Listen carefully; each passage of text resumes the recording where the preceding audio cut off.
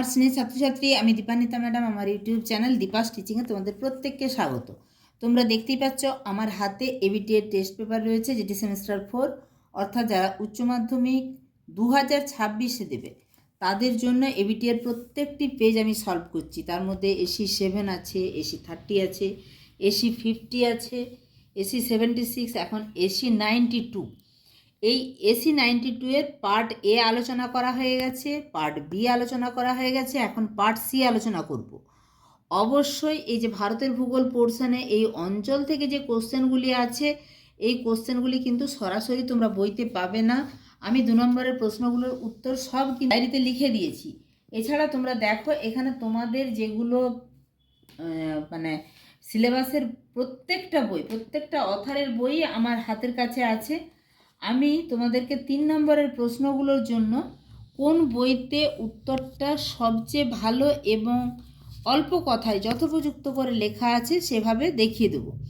এখানে যে 4টি প্রশ্ন আছে সেটার উত্তর তোমরা কোথা থেকে করবে আমি বইটাও মেনশন করে দেবো। আর অবশ্যই 2 নম্বরের কোশ্চেনগুলো আমি ডায়েরিতে লিখে রেখেছি। দেখো, শুধু এই পেজের জন্য নয়, সমস্ত পেজের জন্যই কিন্তু 2 নম্বরের প্রশ্নগুলো, যারা অলরেডি আমার চ্যানেলে আছো তারা জানো যে আমি কিন্তু 2 নম্বরের সমস্ত প্রশ্নের উত্তর তোমাদের এভাবে লিখে দিয়েছি। আর যারা চ্যানেলে নতুন, অবশ্যই চ্যানেলটা সাবস্ক্রাইব করে রাখবে পরবর্তী ভিডিওগুলো পাওয়ার জন্য। এবং যদি এখনও মনে হয় যে আমার পুরনো নোটসগুলো কেউ পাওনি, তাহলে কিন্তু স্ক্রিনে দেওয়া নম্বরে আমাকে হোয়াটসঅ্যাপ করলে আমি পার্ট এ অর্থাৎ তোমাদের ফান্ডামেন্টালস অফ ফিজিক্যাল জিওগ্রাফির নোটসগুলো তোমাদেরকে দিয়ে দিতে পারবো। তো চলো শুরু করা যাক। প্রথমে পার্ট সিতে প্রথম প্রশ্ন, ভৌগোলিক পরিবেশ কিভাবে ভারতের বসতি বিন্যাসকে নিয়ন্ত্রণ করে তা উদাহরণ সহ আলোচনা করো। আমি তোমাদেরকে দেখিয়ে দিচ্ছি কোন বইতে উত্তরটি সবচেয়ে ভালো আছে। দেখো, ভৌগোলিক পরিবেশ কিভাবে বসতি বিন্যাসকে নিয়ন্ত্রণ করে, এক্ষেত্রে তোমাদের কিন্তু একটা নতুন বই থেকে করাচ্ছি, তোমরা অবশ্যই স্ক্রিনশট নিয়ে নাও।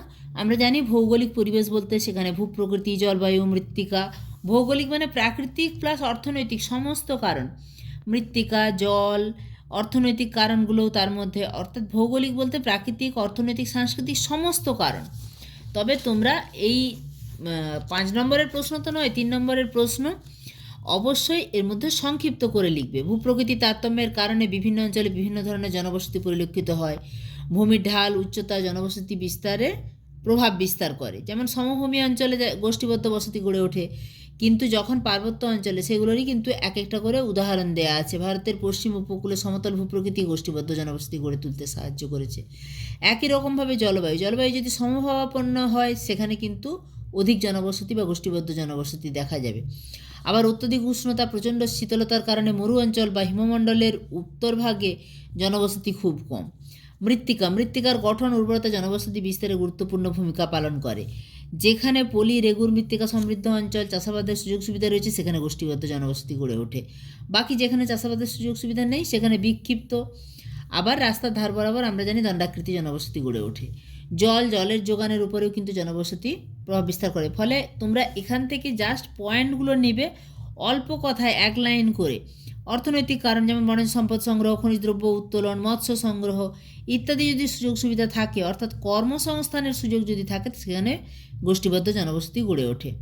আবার সাংস্কৃতিক কারণ, পড়াশুনোর কারণে, শিক্ষা কেন্দ্রকে বা কোনো সংস্কৃতি কেন্দ্রকে নিয়ে, যেমন বা ধর্মীয় স্থানকে কেন্দ্র করে কিন্তু গোষ্ঠীবদ্ধ বসতি গড়ে ওঠে। ফলে এই ভৌগোলিক পরিবেশ বলতে কিন্তু শুধু প্রাকৃতিক নয়, প্রাকৃতিক প্লাস অর্থনৈতিক। তাহলে এইটা কিন্তু তোমাদেরকে এই পয়েন্টগুলোর বেসিসে লিখতে হবে। চলে যাবো 2 নম্বরের প্রশ্নে। তবে 3 নম্বরের জন্য কিন্তু বেশি কিছু লেখার দরকার নেই, অবশ্যই পয়েন্ট বেশি করবে, পয়েন্টের আন্ডারে লেখা হবে কম। ভারতের অর্থনীতিতে তথ্য যোগাযোগ প্রযুক্তি শিল্পের অবদান কীরূপ? ভারতের অর্থনীতিতে এই তথ্য যোগাযোগ প্রযুক্তি অর্থাৎ টেলিকমিউনিকেশন যে টেকনোলজি, তার অবদান কীরূপ আমরা ভারতের অর্থনীতিতে সেটা দেখব। এই প্রশ্নটির উত্তরও কিন্তু তোমাদেরকে একটু গুছিয়ে লিখতে হবে। অরুণাভ মিশ্র, রামকৃষ্ণ সেনের বইতে তোমরা এই পোর্শনটা থেকে, অর্থাৎ তথ্য প্রযুক্তি, যখন আমরা সরাসরি অর্থনীতিতে ভূমিকা বলবো তখন সেখানে বৃহৎ বাজার সৃষ্টি, তার আগে একটু ইন্ট্রোডাকশানে লিখে দেবে ভারতের তথ্য যোগাযোগ প্রযুক্তি শিল্প দেশের অর্থনীতিতে গুরুত্বপূর্ণ ভূমিকা পালন করে। তাহলে এখানে অর্থনীতির ব্যাপারটা এলো। কীরকম সেটা না, বৃহৎ বাজার সৃষ্টি। 2023 সালে দেশের জিডিপি এর 13% এবং তথ্য প্রযুক্তি, ব্যবসা, প্রক্রিয়াকরণ ব্যবস্থা, ই কমার্স, ইলেকট্রনিক্স উৎপাদন, ডিজিটাল পেমেন্ট, ডিজিটাল যোগাযোগ ব্যবস্থা প্রভৃতি থেকে ভারত বছরে ডিজিটাল অর্থনীতিতে 200 বিলিয়ন মার্কিন ডলারের বাজার তৈরি করে। তাহলে এটা একটা অর্থনীতিতে বিশাল ভূমিকা। এছাড়া এখানে বাকি এই বৈশ্বিক নেতা অর্থাৎ স্বল্প পরিচালন ব্যয় এগুলো দরকার নেই। চাকুরির সুযোগ, এটাও কিন্তু একটা অর্থনীতির দিক। ভারতের মতো জনবহুল এবং শিক্ষায় অগ্রসরমান দেশের শিক্ষিতদের চাকুরিতে নিয়োগের সম্ভাবনা সবচেয়ে বেশি। বিশ্বব্যাপী কাজকর্মের কেন্দ্র, সফটওয়্যার উদ্ভাবন এবং তৈরিতে ভারত অতি অগ্রণী দেশ বলে এই দেশ তথ্য প্রযুক্তি নির্ভর কাজকর্মে অত্যন্ত দক্ষ হয়ে উঠেছে। ফলে বিশ্বব্যাপী কাজকর্মের কেন্দ্র হিসাবে এই দেশ গুরুত্বপূর্ণ হয়ে উঠেছে। তাহলে এইগুলো লিখলেই কিন্তু তোমাদের অর্থনীতিতে ভূমিকা লেখা হয়ে গেল। চলে যাব পরের প্রশ্ন। 3 নম্বরে, পূর্ব ভারতের লৌহ ইস্পাত শিল্পের প্রধান 5টি কারণ। আমরা এই কোশ্চেনটা বারে আলোচনা করেছি, আর করছি না, কারণ এটা মাধ্যমিকে বারবার তোমরা পড়েছো যে পূর্ব ভারতেই যে লৌহ ইস্পাত শিল্প কেন্দ্রগুলো আছে, tata iron and steel company, Indian iron and steel company, Bokaro, Burnpur, Kulti, Durgapur, সবগুলোই যে কাছাকাছি গড়ে উঠেছে তার কারণ তোমরা 10 থেকেই পড়ে এসেছো। এখানেও আগের পেজে আলোচনা করেছি। চলে যাচ্ছি 4 দাগে, ক্রমান্বয়ে গঙ্গা দূষণের মাত্রা বৃদ্ধির কারণ কি। তাহলে গঙ্গা নদীর দূষণ কেন ক্রমান্বয়ে বেড়ে চলেছে সেটা আলোচনা করব। গঙ্গার দূষণের কারণগুলো যদি দেখি তাহলে মানুষের বর্জ্য। গঙ্গা অববাহিকায় 60 কোটি মানুষ বাস করে। সমীক্ষায় দেখা গেছে গঙ্গা নদীতে পতিত বর্জ্যের প্রায় 80% মানুষের বর্জ্য। তাহলে এই যে এত মানুষ বসবাস করে তারা কিন্তু তাদের ব্যবহারের বাড়তি যে জিনিসগুলো বর্জ্য পদার্থ এই নদীতে নিক্ষেপ করে।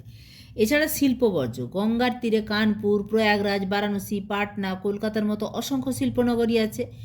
এই যে শিল্পনগরীর বিভিন্ন শিল্পের, যেমন ট্যানারি, রাসায়নিক কারখানা, বস্ত্র কারখানা, ডিস্টিলারি, কসাইখানা, খাদ্য প্রক্রিয়াকরণ, সার, কাগজ, তেল শোধনাগার, হাসপাতাল, এই সমস্ত জায়গা থেকে অপরিশোধিত বর্জ্য সরাসরি গঙ্গা নদীতে ফেলা হয়। এছাড়া কানপুরের চামড়া ট্যানিং শিল্প গঙ্গা নদী দূষণের অন্যতম কারণ। এছাড়া গঙ্গার উপনদী পাণ্ডু নদী এসে গঙ্গা নদীতে মিশেছে। তার তীরে একটি কয়লাভিত্তিক বিদ্যুৎ কেন্দ্র থেকে প্রতি বছর 6 লক্ষ টন কয়লা পোড়ায় এবং 2.1 লক্ষ টন উড়ন্ত ছাই উৎপন্ন করে। এই উড়ন্ত ছাই গৃহস্থলীর বর্জ্য জলের সঙ্গে মিশ্রিত করে পাণ্ডু নদীতে ফেলা হয়। তাহলে সেই বর্জ্যগুলো আবার এসে গঙ্গা নদীতে মিশবে। এছাড়া আছে ধর্মীয় ঐতিহ্য। ধর্মীয় বিশ্বাস অনুসারে গঙ্গাকে মোক্ষদায়িনী বলা হয়, তাই ঋষিকেশ, হরিদ্বার, মুক্তেশ্বর, প্রয়াগরাজ, মির্জাপুর, বারাণসী, কনৌজ, গঙ্গাসাগর প্রভৃতি স্থানে নানাবিধ ধর্মীয় কার্যকলাপ হয়। গঙ্গায় প্রতিদিন লক্ষ লক্ষ মানুষ স্নান করে। গঙ্গা স্নানের সঙ্গে ডিটারজেন্টের ব্যবহার, বর্জ্য, খাদ্য, কাপড় নদীতে ফেলা, নদীর তীরে মলত্যাগ, নদীর জলে কাপড় কাচা প্রভৃতি গঙ্গা দূষণ ক্রমাগত বাড়িয়ে চলেছে। এছাড়া গঙ্গা নদীতে প্রতিমা বিসর্জন করা হয়। এই প্রতিমার যে বিভিন্ন উপকরণ, মাটি, রং, ধাতু, প্লাস্টার অফ প্যারিস, কাপড়, রাংতা, প্লাস্টিক, পলিস্টাইরিন, এগুলো সমস্ত কিছু কিন্তু গঙ্গা নদীতে ক্রমাগত বছরের পর বছর মিশছে। এইসব উপকরণে ক্যাডমিয়াম, সীসা, ক্রোমিয়াম প্রভৃতি কার্সিনোজেন থাকে। ফলে বুঝতেই পারছো গঙ্গা নদীর দূষণ কিন্তু নিয়মিত বাড়ছে। এখানে ছবিগুলো দেখো তাহলেই বুঝতে পারবে। মহাকুম্ভের সময় এই গঙ্গা নদীতে এই যে ফুল বিসর্জনের ফলে যেন জলের চাইতে ফুলই বেশি দেখা যাচ্ছে। যাই হোক, আমরা চলে যাব 2 নম্বরের প্রশ্নে, যেগুলোর উত্তর আমার ডায়েরিতে লেখা আছে। তোমরা 2 নম্বরের প্রশ্নগুলো সরাসরি দেখে নাও। শীতকালে কলকাতা অঞ্চল বসবাসের অনুপযুক্ত হয়ে উঠছে কেন?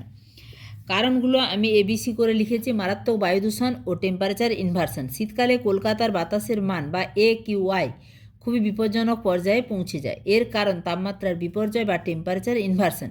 গ্রীষ্মকালে গরম বাতাস উপরে উঠে গেলে দূষণ সরে যায়, কিন্তু শীতকালে ঠান্ডা বাতাস ভারী হয়ে মাটির কাছে আটকে থাকে। 2 নম্বর পয়েন্ট, ধূলিকণা ও নির্মাণ কাজের প্রভাব। শীতকালে বৃষ্টিপাত না হওয়ায় বিভিন্ন নির্মাণ কাজের সূক্ষ্ম ধূলিকণা অনেকক্ষণ বাতাসে ভাসমান থাকে। এটা বৃষ্টি হলে কিন্তু ওই ধূলিকণাগুলো পড়ে যেত। এই ধূলিকণা যে বাতাসে ভাসমান থাকে এগুলো সরাসরি শ্বাসের মাধ্যমে মানুষের ফুসফুস পর্যন্ত পৌঁছে যায়। আবর্জনা ও কাঠ পোড়ানোর ধোঁয়া। শীতের রাত্রে বা ভোরবেলায় বস্তি এলাকায় বা ফুটপাতে যারা থাকে তারা শীত থেকে বাঁচতে শুকনো পাতা, টায়ার, প্লাস্টিক ইত্যাদি পোড়ায়, যা বাতাসকে দূষিত করে। 2 নম্বর প্রশ্নের উত্তর, ভারতে প্যাকেটজাত খাদ্যের চাহিদা বৃদ্ধি পাচ্ছে কেন? তার কারণ যৌথ পরিবার ভেঙে নিউক্লিয়ার ফ্যামিলি তৈরি হয়েছে। আবার এই যে ছোটো ছোটো ফ্যামিলি, তার মধ্যে অনেকেই স্বামী স্ত্রী উভয়েই কাজ করে বা চাকুরিজীবী। শহরের কর্মব্যস্ত জীবনে মানুষের হাতে রান্নার মতো পর্যাপ্ত সময় থাকে না। আধুনিক প্রক্রিয়াজাত খাদ্য কোম্পানিগুলো এখন স্বাস্থ্যসম্মত উপাদানে তৈরি খাবার বাজারজাত করছে। অর্থাৎ যে একদম যে দোকান থেকে কিনলে তাতে তেল মশলা বা মানে মান ভালো থাকবে না এরকম নয়, স্বাস্থ্যসম্মত উপাদানে তৈরি খাবারও কিন্তু এখন প্যাকেটজাত করে পাওয়া যাচ্ছে। তাই মানুষ সময় বাঁচাতেই প্যাকেটজাত খাদ্যের দিকে ঝুঁকছে। 3 নম্বর প্রশ্ন, আচ্ছা আমি টেস্ট পেপারে একটু প্রশ্নগুলো দেখিয়ে নিই। এই যে শীতকালে কলকাতা অঞ্চল বসবাসের অনুপযুক্ত হয়ে উঠছে কেন? ভারতে প্যাকেটজাত খাদ্যের চাহিদা বৃদ্ধি পাচ্ছে কেন? সুন্দরবনের বাঘ কেন লোকালয়ে আসে? লোকালয়ে চলে আসে খাদ্যের অভাবের জন্য। আর পরের কোশ্চেন হচ্ছে জঙ্গলমহলে ভূমিক্ষয়ে খনিজ সম্পদ উত্তোলনের ভূমিকা কীরূপ? সুন্দরবনের বাঘ লোকালয়ে চলে আসার কারণ খাদ্যাভাব। ধরো যেটা হচ্ছে বনের মধ্যে যেটা সহজলভ্য বা যেটা বাঘেরা নির্ভর করে হরিণ বা বুনো শুয়োরের উপর, যখন বাঘের একটু বয়স হয়ে যায় তখন এই হরিণের পিছনে দৌড়ানো, তার চেয়ে মনে হয় যে গ্রামাঞ্চলে গেলে ছাগল গরু এগুলো তাদের কাছে অনেক সহজ শিকার। এছাড়া মিষ্টি জলের খোঁজ, সুন্দরবনে তো নোনা জল, মিষ্টি জলের খোঁজে পুকুর বা জলাশয়ের দিকেও বাঘ অনেক সময় চলে আসে। অনেক সময় পথ ভুল করেও চলে আসে, মানে কুয়াশা বা এইরকম প্রাকৃতিক কোনো মানে যখন বুঝে উঠতে পারছে না রাস্তা, এমনিতে ওরা রাস্তা বা বাসস্থান কিন্তু খুবই ভালো চেনে, তবে অনেক সময় ভুল করেও লোকালয়ের কাছাকাছি চলে আসে। এছাড়া প্রাকৃতিক পরিবর্তন, খাঁড়ি বা নদী যেখানে খাঁড়িগুলো সেগুলো বিভিন্ন সময়ে ভাঙছে, গাছ বা বিভিন্ন ঘূর্ণিঝড়ের সময় প্রাকৃতিক দুর্যোগের সময় যে প্রাকৃতিক পরিবেশের পরিবর্তন হচ্ছে তাতেও পথ ভুল হওয়ার সম্ভাবনা থাকে এবং লোকালয়ের দিকে চলে আসে। লাস্ট প্রশ্ন, জঙ্গলমহলে ভূমিক্ষয়ে খনিজ সম্পদ উত্তোলনের ভূমিকা কীরূপ? জঙ্গলমহল অঞ্চল যেমন বাঁকুড়া, পুরুলিয়া, ঝাড়গ্রাম, পশ্চিম মেদিনীপুর খনিজ সম্পদে কিন্তু সমৃদ্ধ। খনিজ দ্রব্য উত্তোলনের জন্য বিভিন্ন স্থানে খনি খনন কাজ চালানো হয়, যা দ্রুত ভূমিক্ষয় ঘটায়, ভূমি ব্যবহারের ক্ষেত্রেও পরিবর্তন আনে এবং সামগ্রিকভাবেই কিন্তু ভূমির অবক্ষয় ঘটে। তোমরা জানো এভাবেই 2 নম্বরের প্রশ্নের উত্তরগুলো কিন্তু সুন্দর করে লেখা আছে। অবশ্যই এইরকমভাবে প্রত্যেকটা পেজের উত্তর পাওয়ার জন্য চ্যানেলটা সাবস্ক্রাইব করে রাখবে। ভিডিওটা তোমাদের কাছে যেমন গুরুত্বপূর্ণ তোমার বন্ধুর কাছেও একই রকম গুরুত্বপূর্ণ, তাই অবশ্যই শেয়ার করে দিও এবং অবশ্যই একটা লাইক করে দিও। দেখা হচ্ছে খুব তাড়াতাড়ি পরবর্তী কোনো আপডেটের সঙ্গে।